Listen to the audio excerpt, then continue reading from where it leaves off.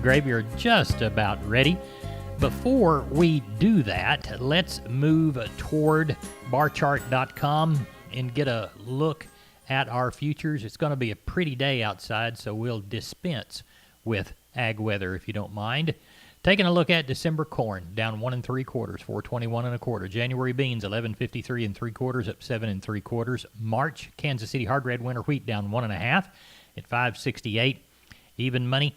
March number 2 cotton down 20, 71.45. Looks like December live cattle up 42.50 at 112.30. January feeder cattle down 105 at 139.35. Lean hogs are up a nickel at 65.17.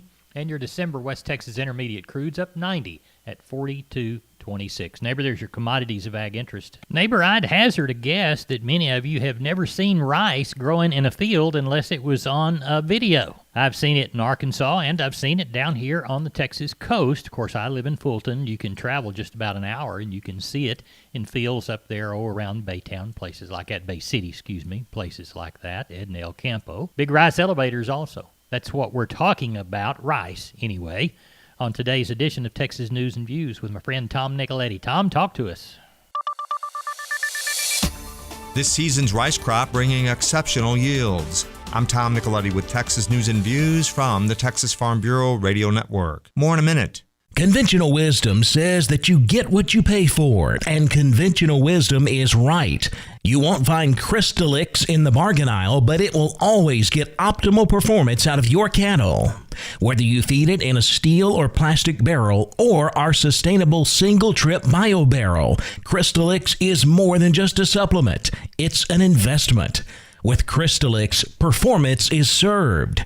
Visit Crystalix.com to find a dealer near you. There's no typical growing season. Each one brings different challenges. So what if this year we do something different? Like stepping up to Altura, a powerful at-planting technology from Nutrient Ag Solutions. Step up to extended nutrient efficiency and plant performance. Step up to better productivity and profitability in your fields. Take your fertility program to the next level with Altura, powered by C2 technology. Talk to your Nutrient Ag Solutions crop consultant or visit lpi.ag/stepup to learn more.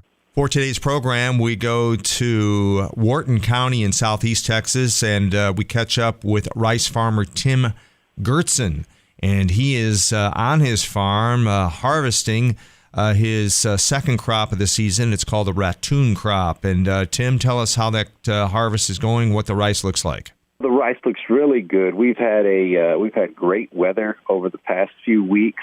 It hasn't gotten too cold. It stayed warm enough for the rice to continue to ripen up. The rains held off, so we're in there cutting second crop right now. We're actually anticipating our yields to get even better because we're cutting second crop that got rutted up during first crop. And our later first crop, we cut on smooth, firm ground. So here in about, week and a half or so, we'll be into some really good-looking second crop, really uniform, quality-looking grain, and we're expecting some pretty outstanding yields on it. We've had a really good year so far. Give us an idea of the type of yields you're hoping on this second crop, and that's what, per pounds per acre?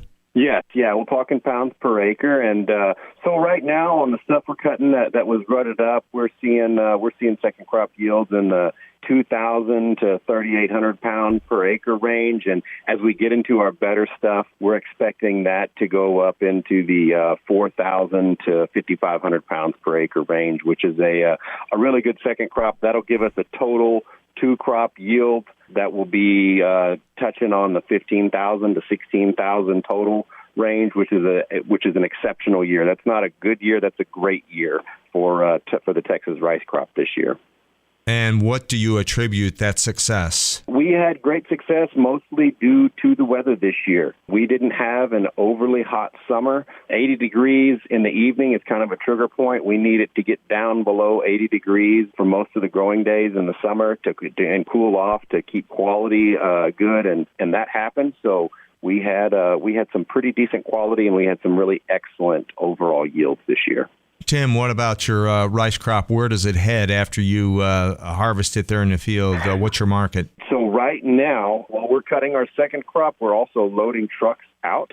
So I've got trucks loading out, going to the mill. I've got some going to Gulf Rice Mill in Houston, and that's getting bagged up. So a lot of this stuff right now is getting bagged up and going into grocery stores. It's also going, and a lot of stuff goes to restaurants. That business is a little bit slower just because of the pandemic that's going on. So the industrial side, the commercial side, doesn't have quite the business that they're used to. But on the other side, markets straight to consumer that you buy in the grocery shelves, those markets have grown some. And what type of rice do you grow out there? I grow 100% long grain. So I'm all long grain, and it gets packaged under a variety of brands. So almost any brand in the store that you buy could possibly be rice from my farm. So we sell to a lot of different buyers. That is Tim Gertzen. He is a rice farmer in Wharton County in southeast Texas. Parenting is full of surprises. You never know what to expect. So after our son was born, I called my Texas Farm Bureau insurance agent to set up a life insurance policy in case something happened to me. Sawyer is now 2. And we'll soon have a sister. There's no one else I would trust with protecting my family. Visit Texas Farm Bureau Insurance today at tfbinsurance.com for an agent you can trust with life's most important decisions. Coverage and discounts are subject to qualifications and policy terms and may vary by situation. This is Texas News and Views. I'm Tom Nicoletti with the Texas Farm Bureau Radio Network. Neighbor, it's time for Hop Sing to feed us all. He's got chicken fried steak and jalapeno gravy, Nanny's yeast rolls, a cold cucumber salad, and a glass of iced tea.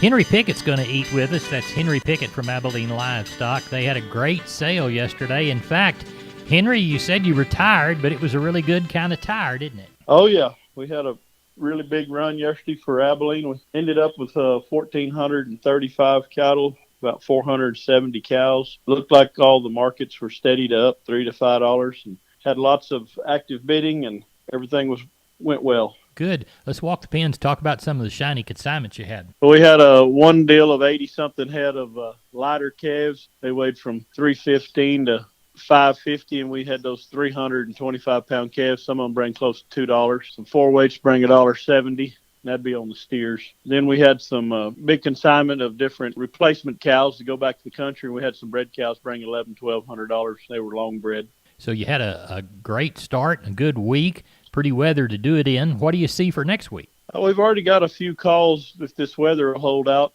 just 3 or 4 different deals, 50 cows here, 25, 30 calves here, just different people. They're still trying to undecisive what to do, and I think this weather and the lack of wheat pasture and all that's making them come on to town. Well, now we've got a special in December, correct? In December. Okay. We're skipping November, and then we thought we'd have one in December, and then we'll be shutting down for 2 weeks in December until after the first of the year. Tell everybody how to get a hold of you. Here at the sale barn, I can be reached at 325-673-7865, or my cell number is 940-733-8208.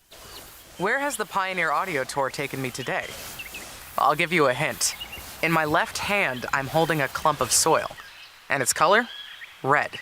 I'm at Pioneer's R&D Center in Union City, Tennessee. It's the middle of July and it's 98 degrees. I'm here to talk about the corn revolution, Pioneer's advances in genetics, breeding, technology, and testing. Now, normally when you think of corn, you think Iowa, Illinois, Indiana, Nebraska, Kansas, the usual suspects. But Pioneer knows red dirt as well as black, with research centers, test plots, breeders, and agronomists outside what we traditionally think of as the Corn Belt. This way, Pioneer can develop local products for local farms wherever they are. The R&D Center in Union City, Tennessee. Another place that makes Pioneer, Pioneer. You'll hear more from me later. For now, let your local Pioneer sales representative hear from you. Neighbor, now it's time for today's edition of the Texas Wildlife Radio Show. Let's see who's up on deck and what they're speaking about.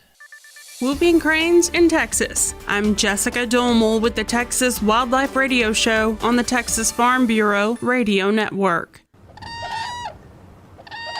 If If you hear that sound, chances are you are close to an endangered whooping crane. This month, whooping cranes are making the 2,400-mile trek from Canada to winter on the coast of Texas. They stand around 5 feet tall and can have a wingspan of 7.5 feet, according to the Texas Parks and Wildlife Department. Whooping cranes are white with rust or reddish-colored patches on the top and back of their head. They have yellow eyes and long black legs and bills. When flying, you can see the black on their primary wing feathers. Wade Harrell, U.S. Whooping Crane Recovery Coordinator for the U.S. Fish and Wildlife Service, says most of the whooping cranes will arrive on the Texas coast by mid-December. They typically stay near the Aransas National Wildlife Refuge in Ostwell. For a pair of breeding whooping cranes, typically they'll take 300 or 400 acres of habitat to be able to find all the food they need in the winter. So they have expanded into marshes well beyond just within the Aransas National Wildlife Refuge. So we work with a number of private landowners that have whooping cranes that spend the winter on their properties. According to the Texas Parks and Wildlife Department, in the mid-1800s, there were as many as 1,400 whooping cranes. By the late 1930s, the population dwindled down to just 18. Now, thanks to efforts to protect the birds and their habitats, their population continues to grow. Our population estimate from last winter, the survey we did, indicated a minimum of 506 individuals. So it was not a great nesting season, we don't think, in Canada, but I would expect a little over 500 birds to be here this winter. What can you do to help the endangered species? Wade will tell us on the next Texas Wildlife Radio Show. Conventional wisdom says that you get what you pay for, and conventional wisdom is right. You won't find Crystalix in the bargain aisle, but it will always get optimal performance out of your cattle. Whether you feed it in a steel or plastic barrel or our sustainable single-trip bio barrel, Crystalix is more than just a supplement. It's an investment. With Crystalix, performance is served. Visit Crystalix.com to find a dealer near you. There's no typical growing season. Each one brings different challenges. So what if this year we do something different? Like stepping up to Altura, a powerful at-planting technology from Nutrient Ag Solutions. Step up to extended nutrient efficiency and plant performance. Step up to better productivity and profitability in your fields. Take your fertility program to the next level with Altura, powered by C2 technology. Talk to your Nutrient Ag Solutions crop consultant or visit lpi.ag/stepup to learn more. For the Texas Farm Bureau Radio Network, I'm Jessica Domel. We are on the line with Carl Herman from Caldwell Livestock Commission Company talking about how the sale will go on Wednesday. It's Tuesday evening. Let's say about 6:40. What's it looking like, Carl? Yeah, they're coming in. A lot of people bringing cattle and got a lot of cattle scheduled for tomorrow. You know, Larry, it looks, I don't know, we might leave here tonight with 900 or 1,000. Might have 1,200, 1,300 tomorrow. So it's one of those days. Market was a lot better on Monday, so proud of that. I think the cattle will sell good, so looking forward to tomorrow. Good. Remind people about the special. You bet. We've got 700 fancy cattle, anywhere from pairs, breds, and opens. That sales Saturday at 1 o'clock. If anybody needs to know any information about the consignments, please give me a call, 979-820-5349. Call the barn, 567-4119. Or if you're in the Giddings area, call Max Ebner at 540-8676. We appreciate you. Thank you so much. Yes, sir, Larry. Thank Bye-bye. you. Neighbor, now it's time for the Texas Vet Report with Dr. Bob Judd. Dr. Bob, introduce yourself and tell us what your topic is. I am sure you have heard enough about novel viruses since COVID-19, but now we have one that affects cattle. Hello, everyone, and thanks for tuning in to Texas Vet News on the Texas Farm Bureau Radio Network. I'm veterinarian Dr. Bob Judd, and a novel virus called Bovine Kobu virus has been identified for the first time in the United States. Bovine Kobu virus, or BKV, was initially discovered in Japan in 2003 and has now been found in 8 other countries around the world as of 2019. Dr. Lei Wang from the University of Illinois discovered the virus in a fecal sample from a calf with diarrhea. 2 additional calves with diarrhea were found to have Kobu virus, and 2 other calves that died were positive for the virus but did not have diarrhea. Although there is no direct evidence that KBV causes diarrhea in calves, recent work in their lab suggests this is the case. Dr. Wang believes the virus may be common in U.S. cattle herds, but has not been detected except at his lab. A study in Brazil indicates the virus was present in 20% of their calves less than 2 months of age. and similar findings were found in South Korea. So it is likely just as prevalent in our cattle population. Currently, there is no known treatment for the virus, and Dr. Wang indicates it is important to start examining calves for the virus to determine how widespread it is and how many cases of calf diarrhea could be related to this novel virus. If we don't look for it, then we don't know if it's involved in diarrhea cases or not. Initial testing indicated calves positive for the Kobu virus were also positive for other gastrointestinal pathogens, so it is hard to know which organisms actually cause disease, or was it a combination of pathogens? As far as we know at this time, this virus does not infect people. Hopefully, we will have a commercial test soon to check for the presence of Kobu virus and potentially develop a vaccine if needed. Where has the Pioneer Audio Tour taken me today? I'm in Cottington County, South Dakota. I'm walking with pioneer farmer Greg Willis. I'm here because Greg is dealing with some sort of fungal disease in his cornfield, and I'm going to identify it. I'm not a farmer, and I don't have a degree in agronomy, but I do have the Pioneer Seeds app and the Threat ID feature that comes with it. This is a new tool from Pioneer. All you have to do is take a photo of your crop. The image recognition technology will do the rest, and it puts the expertise of Pioneer agronomists in the palm of your hand. Gonna take a pic here, and the results are in. Gray leaf spot. Hopefully that means something to you, Greg, because it's way beyond my pay scale. The Pioneer Seeds app. Another thing that makes Pioneer, Pioneer. You'll hear more from me later. For now, let your local Pioneer sales representative hear from you. I'm Dr. Bob Judd. This is the Texas Farm Bureau Radio Network. Neighbor, let's take a look at the grains courtesy of John Tuggle. Call 800-288-4453. Number 2 or better Milo through Corpus in November. D's plus 220, 1148. We'll call yellow corn through Corpus in November. D's plus 40, 463. Hard red winter wheat to Corpus in November. D's plus 75, 636 and a half. And we'll call Houston beans November, December delivery.